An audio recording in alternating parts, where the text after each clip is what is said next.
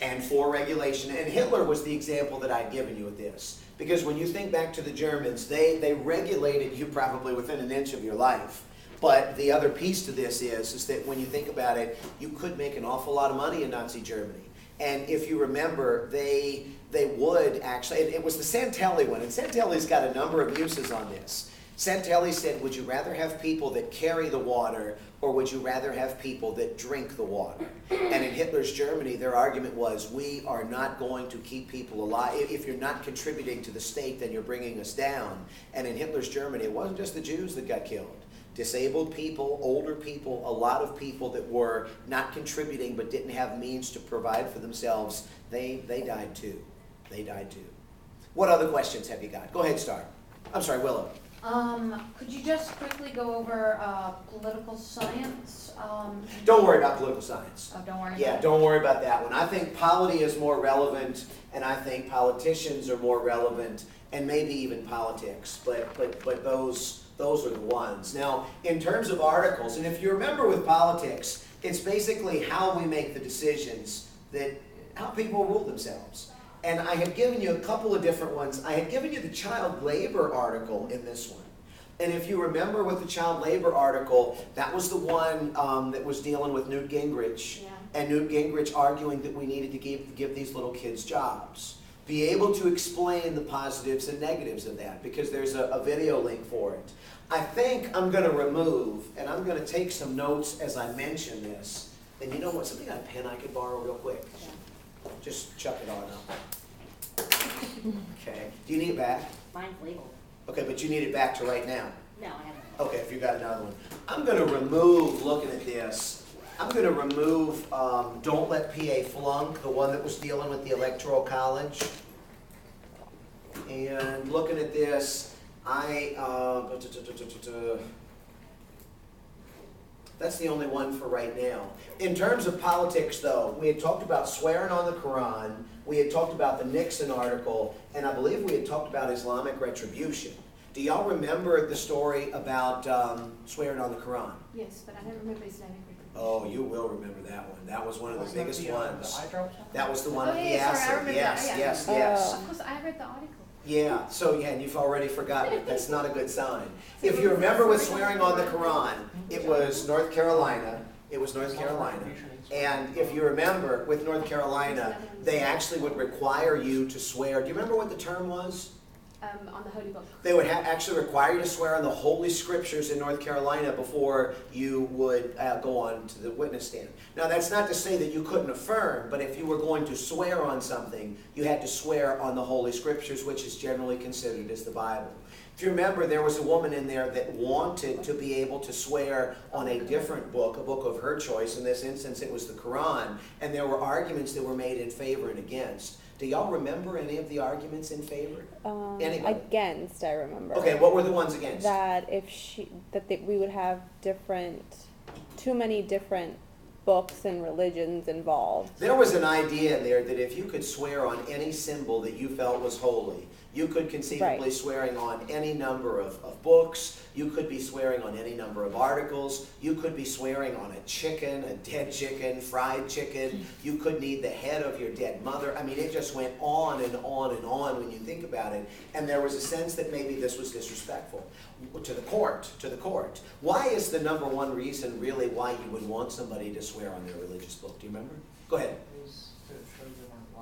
Yeah, the idea is that they would be more likely to tell the truth if they were swearing on something that they believed in. There's also that First Amendment article that's out there, or argument that's out there, that basically says this is a violation of freedom of religion, or maybe it's imposing a religion. The other argument against was, if you remember, this law in North Carolina had been around since before the Constitution was passed. And there was a sense that, well, if this thing has been here longer than the Constitution, it's got hundreds of years of tradition. We can't just throw that away. It's kind of grandfathered in, but that doesn't necessarily mean that it's right. And you're right, and that's probably not the discussion for today, but for our purposes, these would be some of the facts that I'm going to be And looking I think for. the argument for was that it says Holy Scripture, it doesn't say Holy Book. You're supposed to separate religion from government, and so if it should be nothing or it should be all. Or it should be all. Yeah, it should be nothing or it should be all. And a number of people actually argued that they would be much more inclined to ban religious symbols, all of them, than include one or all of them as well. And I believe that was in both of the Yeah. classes. The Nixon one was basically, you know what, I'm going to take the Nixon one off. I'm going to take the Nixon one off. The Islamic Retribution one, what was the story of the Islamic Retribution article? The guy who fell in love with the girl because she was nice to him at college, Yes. basically got obsessed with her and started stalking her and wanted to marry her, and she said no, and he threw acid at her. Yeah, Barami was the young lady's name. And basically, she had befriended a young man who was a loner while she was in college. What country was it?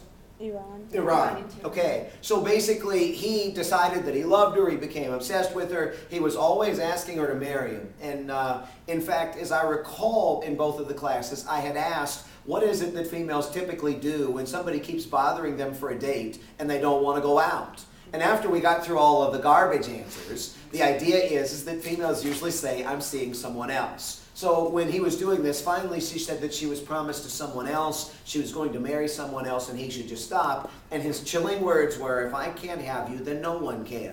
And then shortly thereafter, there was the tap on the shoulder. He threw acid onto her face and disfigured her and also blinded her significantly as well. So disfigured, blinded, and she was only in her late 20s at the time. Now, how does Islamic retribution fit into this? An eye for an eye. Eye for an eye. And the idea is that if somebody commits a crime against you, then in fact you can come back and basically punish them in the same way. Except a woman's eye. Well, before we get to that, let's Yeah. do it all in order, because that's Because going to be an that's important important. piece on the exam as well, putting this in order. So when you think about this, she was suing under Islamic retribution, and she, in fact, wanted to be able to drop acid in his eyes. Now, is that something that a woman typically wins? No. Not in Iran, no. So the idea that she was bringing this, and this was a horrific thing, and I had shown you the pictures of this was problematic in a lot of ways. Did she ultimately win in court? Yes. Yes. What did she win? She won the right to blind him in one eye. Well, initially she won the right to blind him in both, and then on appeal, Willow, to your point, they decided that one female eye is equal to two men's eyes, so she did still win. Did she ultimately go through with it? No. She did not ultimately go through with it. She got to the point where she had the droplet in her hand and somebody was there guiding her, so all she had to do was squeeze, and she stopped at the end of it. And she even made the remark in there, I'm 28, 30 years old, whatever. I should be thinking about my wedding day. I shouldn't be thinking about whether or not I can shoot acid into someone's eyes to basically give them retribution for what they have done to me. And in both classes, some folks had suggested that this might have been more about revenge than it actually was about justice. So something to think about there. But she did win. She did win on appeal, although it was kind of a loss. But she never actually went through with it. Wasn't there something in the class when we were talking about this article about her being stranded somewhere with no money or something? Yeah, I don't need that. If you decide you want to use it and you can work it in, maybe, but I wouldn't stress about And that it's part of just it. It's in there, but I wouldn't stress about it. What other questions have y'all got? What was that connected to? That was one of the initial politics articles. And if you remember when we were talking about politics, politics is that idea that in order to grow a plant, you've got to have some dirt, and politics is the dirt. When you think about it, it's the compromise, it's the give and take, it's how people govern themselves. And when you think about it, it's really dealing with things like how they're going to make decisions, what elections, who they're going to vote into office, what policies they're going to pick, those kinds of things. And I had given you the Islamic Retribution article, the swearing on the Quran article, because while y'all might be a little bit more enlightened up here in Maryland, the North Carolina folks are still fighting that battle. And then the other one was the Doomed article. Do you remember the Doomed article? Wait, real quick Yeah. before you move Yes. on, politics is how society governs themselves. Yeah, you could. That's a good simple way of saying I it. still have, Yes. You said you have to have that in order. What do you mean by like? Tell me the story. Oh, so that. Yeah, if you tell me how it ended before you tell me the rest of it, that could be a little problematic. Oftentimes, if people jump to the ending, then they forget a lot of the other details. They forget a lot of the other details. Do you remember the Doomed article? Pictures of New York City subway. The guy that got pushed in front of the train and whether or not this should be published. That's another really good example of politics when you think about it. It fell under First Amendment. It was legal for them to print this. When you think about it, the guy that took the picture got grilled. The New York newspaper, as you'll recall, got grilled on this, but it was also a story that generated papers. And I believe from both classes, y'all might not have enjoyed the fact that this picture was published, but very few people really wanted there to be any repercussion on it either, which I found very, very interesting. I think I missed Didn't this one. the New York Times do the same thing for the Boston Marathon bombing? I don't know, but for our purposes, don't worry about that, because then I'll have to test you on it. Let's see here. Taco stand we've covered, Quran we've covered, paid vacations, we'll remove Nixon, Islamic retribution. Do you remember what the Iraq vote article was about? Yes. Because this was also dealing with legitimacy. What was this one about? It was about whether the Iraqis should get to vote, whether America stays there or doesn't. The idea of having a legitimate American presence in Iraq was basically to suggest, that the Iraqis should make the decision. And the debate that both of the classes had was this idea of who ultimately determines American foreign policy. Is it the United States government, or in this instance, would it be the Iraqi people? And their argument was, if this was a truly legitimate democratic country, it would be the Iraqi people making this decision, not the United States government. But by the same token, with all of the resources, the money, the investments that we put into it, guess what? We were not about to cede that decision to the Iraqis and let them decide. And that's really all that I need from that one. I removed Don't Let PA Flunk, and Nixon, Doomed is still in there. I'm going to remove Addicted to Welfare too. I think the Addicted to Welfare article you could work into welfare state, and really just quickly it was suggesting in there, when you think about it, that we already do spend an awful lot of money on welfare programs, and if the United States is thinking that we're not a welfare state, we're typically considered laissez-faire, but if we're considering ourselves not a welfare state, that's really not realistic because of all of the money that we spend on social programs. But I think I'm going to go ahead and nix that, so I'm not going to ask you specific questions about numbers. Does anybody have any questions about those articles? For these, probably the biggest ones. We spent a reasonable amount of time on assisted suicide. There's a video and an article about child labor. Death panel was reasonable. Doomed was so-so, but probably small. Ghana is really small. Iraq vote is really small. Islamic retribution was like the second or first article of the entire semester, maybe the third one, and it was a big deal. What's that? I think it was the first one. I was thinking Quran was, but I could be wrong on that. I won't question you on which one is the... It was in our class, But Islamic retribution, is that's the a one that big caught me. one. Nixon, don't worry about it. Paid vacations. Do you remember how much where the United States ranked in terms of productivity? Wow. 4? No, Wait, no. it was pretty low, that's what I remember. The United States was actually not bad, and it suggested in here as you look at Oh, this. that's right, they said that because if you take the number of days that they work.